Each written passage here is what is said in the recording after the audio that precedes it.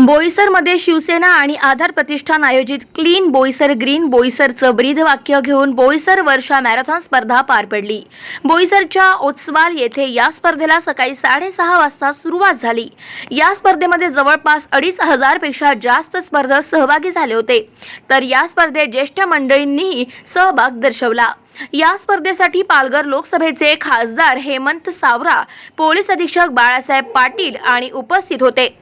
त्यांनी फ्लॅग दाखवून स्पर्धेची सुरुवात केली। बोईसरमध्ये आज आधार प्रतिष्ठान मार्फत ज्या मॅरेथॉन स्पर्धा पार पडतायत, अत्यंत उत्स्फूर्त असा प्रतिसाद, साधारणतः 2,500 ते 3,000 मुला मुलींचा, वेगवेगळ्या वयोगटातील सगळ्यांचा, तरुणांचा सहभाग आहे। त्याबरोबर सिनियर सिटीजन यांची सुद्धा एक वेगळी मॅरेथॉन इथे आयोजित केलेली आहे आणि त्यानिमित्त अत्यंत उत्स्फूर्त असा प्रतिसाद या मॅरेथॉन स्पर्धेला मिळालेला आहे। बोईसरला मॅरेथॉन ही संकल्पना काही वर्षापूर्वी आम्ही आणली होती आणि त्यानंतर मध्ये गॅप झाला आणि गॅप नंतर आता ही पुन्हा आम्ही सुरू केली।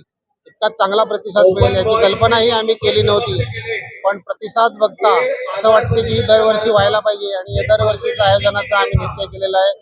आधार प्रतिष्ठान आणि शिवसेना पालघर जिल्हा यांच्या संयुक्त विद्यमाने ही स्पर्धेचं आयोजन आम्ही केलेलं आहे। गाव माझा न्यूज करिता सुमित पाटील, पालघर।